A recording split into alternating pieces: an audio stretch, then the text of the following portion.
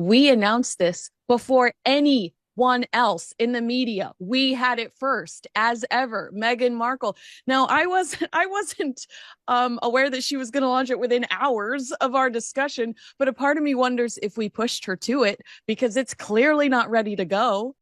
Today's video is pure fire. Royal commentator Kinsey Schofield just tore into Meghan Markle's latest business move, calling it a desperate failure and a branding disaster. It certainly isn't. Yeah, you and I were talking one day after my show, where live you kind of revealed, you broke the news that suddenly American Riviera Orchard was no more, and that Meghan had renamed her long-term struggling lifestyle site as ever. Now, look, there's a couple of things. There's obviously loads of things to talk about here. But first of all, let's talk about the name.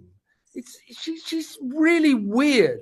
She doesn't understand the meaning of words or the meaning of phrases. So when she called her podcast series Archetypes, well, an archetype that's a derogatory term, archetypal, stereotype.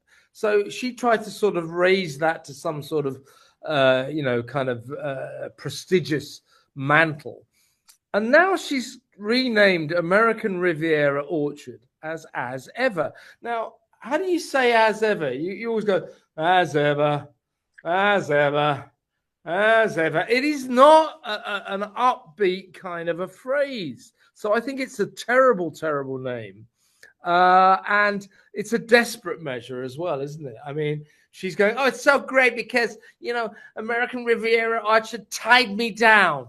What is she talking about? What on earth is she? What do you mean tied you down? You mean you just plucked the name out of the ether and found yourself enmeshed, mired in loads of legal difficulties, and a whole year later, after untold legal battles, untold legal wrangles, obviously Netflix have turned around and said, tell you what, Meghan, let's just call it something else.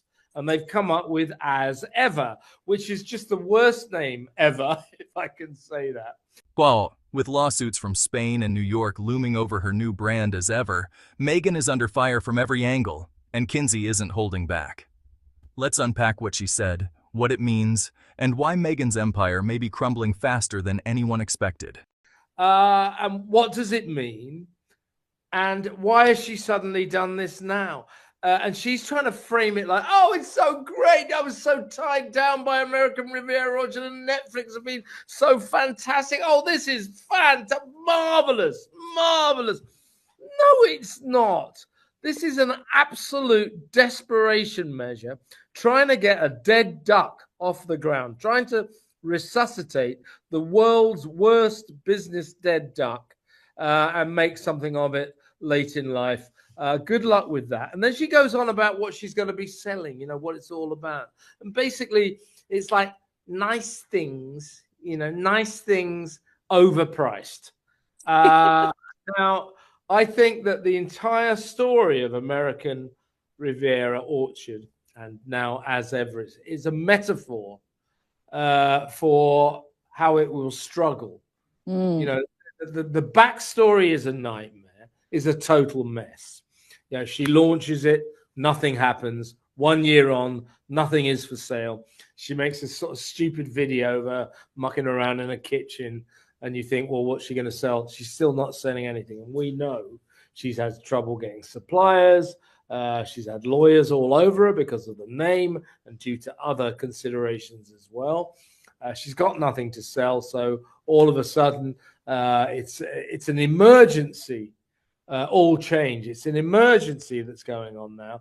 And she's acting like it's brilliant. This is what I always wanted. Isn't it fantastic? So, and the cat's out of the bag. Like, no.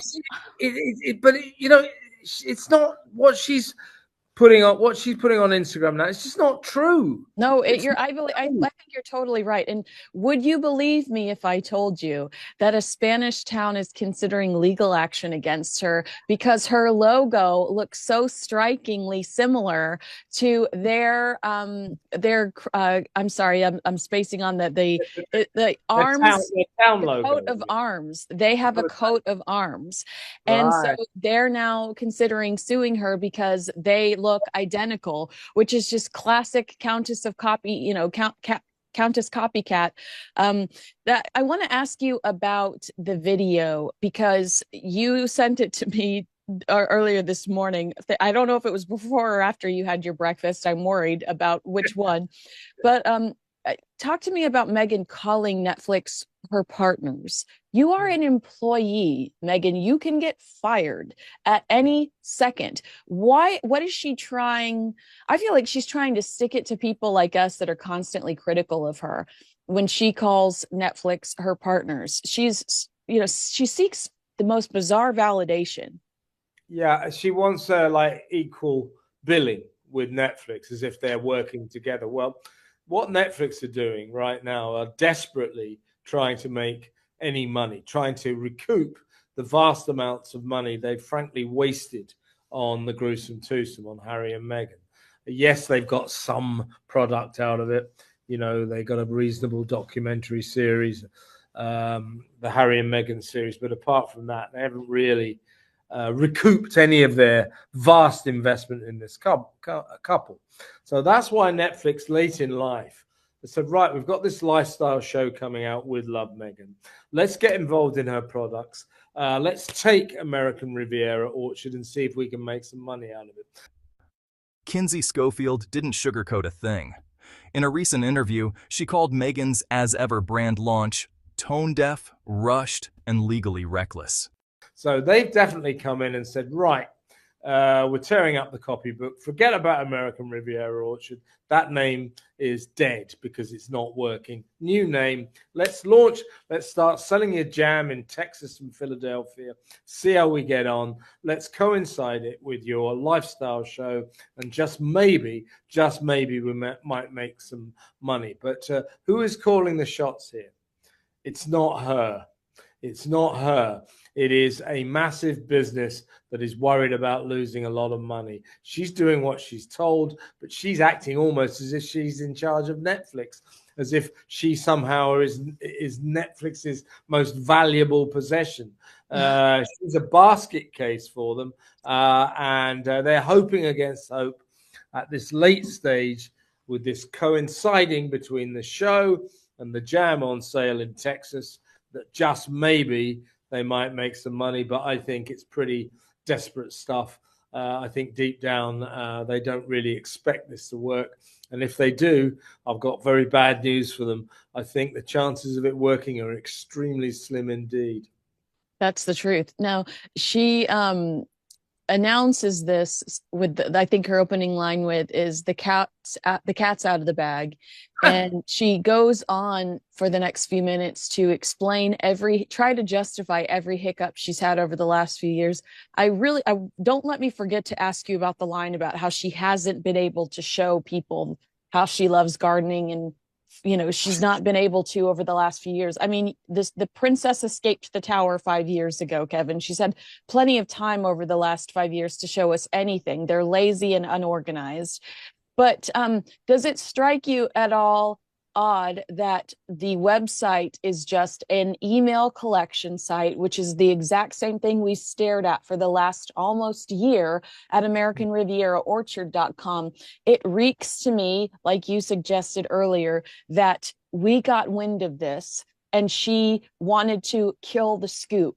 So she rushed to create this video, and she says, I want to tell you first. You can say I want to tell you first all you want, but you and I had a conversation about it hours before she released that video. And it's also this sort of breathless little girl act. I'm so excited. I got my business. Oh, my business with my partners at Netflix. She's not an excited little girl. She is a ruthless, calculating, failed businesswoman. I mean, you know, let's underscore all of this. She's not very good at this stuff. Yes. She's not a particularly successful actress. She's a very, very unsuccessful documentary maker. She bought the rights to a film that hasn't been made. And this business venture of hers, which took the principle of the TIG, you know, her lifestyle site when she was in Suits up in Canada, and tried to turn it into a big money-making machine. It's a fair enough idea. Now, as a sort of marginally successful actress in a cable show drama, little lifestyle site, as such, wasn't a failure. Quite nice to look at. Turning it into an international global business, you know, some bimbo on the West Coast going, it's my jam, it's my honey. Oh, you want to buy some towels? No, not really. You know, I just can't see how it's going to work. So everything about what she gave us in that video, everything that she now stands for, is a kind of falsity. You know, the latest desperate measure to try to make her ongoing procession line of failures actually work at last. Now, who knows? Who knows? Maybe it will work. But I suspect at Netflix Towers, they're not banking on it. According to Kinsey, the Duchess of Sussex is trying too hard to appear relatable while hiding behind a smoke and mirrors business model. And let's not forget, Kinsey is no outsider. Yeah. I just want before anybody gets mad at you for calling her a bimbo, she called herself a bimbo on the Archetypes podcast regarding her Deal or No Deal gig. So I don't want anybody to be mad at you about that. What else was I don't care if they are mad about me calling her a bimbo. That probably is a bit unfair, but hey ho, she puts herself in the public frame. You have to take the slings and arrows as well. That's so true. Maybe that's a bit unfair, but I don't care. Well, so I forgot to mention remember she did, according to Richard Eden, prematurely launch American Riviera Orchard to kill his scoop. So that was my point on the last question. Yeah, I could have mentioned that in my statement. But so you talking about how this is like rebrand number 35, basically is what you just said. Well, there was a quote in the Daily Mail. The title of the article is called "Another Brand Disaster," where someone says, this is an expert, says, the more unpredictable she is, the harder it is to take her down. She's not trying to be Goop. She's trying to be a mystery. The product she's selling, endless curiosity about Meghan Markle. So maybe she's not losing control of her narrative. Maybe we are. I think she looks schizophrenic. And the only thing that has been interesting about her is her time within the British royal family. And she has said everything I think she's capable of saying about that. The royal family refuses to have anything to do with her going forward.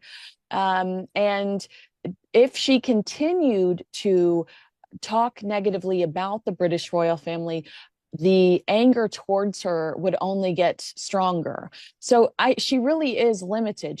We're not curious about her. It's like watching a train wreck. She left this really cush privileged life for what?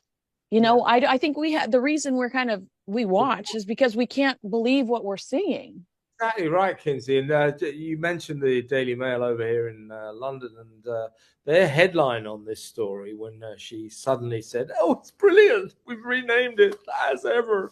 Their headline in a big national newspaper here in Britain was, "Is this Meghan's latest disaster?"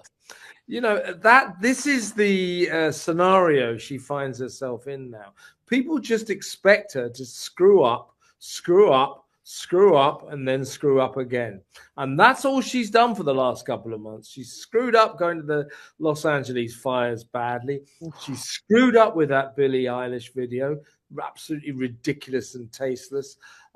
She screwed up at the Invictus Games by, frankly, stealing the limelight and making that excellent event all about her. So on and on it goes. And then suddenly we've got this again. So the narrative she finds herself in, this is what people are thinking about her, is how will this woman screw it up next? Is this Meghan's latest disaster? And you make a really good point as well. Kinsey. If we go to the big picture, what was it now? 3-4 years ago, she was, in effect, a princess in, okay, Duchess, but you know what I mean, a princess in the castle in Britain, living the dream. She really was a frontline royal, mixing with the Queen, living in palaces, flying around the world, doing amazing tours with her husband, whole life ahead of her. She didn't like that much. Here we are 4 years on. What's she doing? Yeah. Selling jam, and pretending that all's well in her world when it's just clearly not. She's been covering the royals for over a decade and has contacts deep inside the palace and media. She says this is the most unprofessional rollout we've seen from any modern royal. That's saying something. So, here's the harsh truth. Meghan's As Ever brand might be dead on arrival. Kinsey Schofield sees it. The media sees it. And now the courts might too.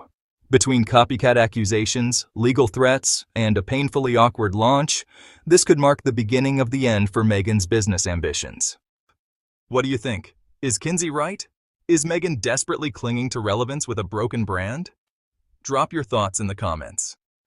Like this video if you think Meghan bit off more than she could chew, and subscribe for all the royal tea, lawsuits, and media takedowns coming your way.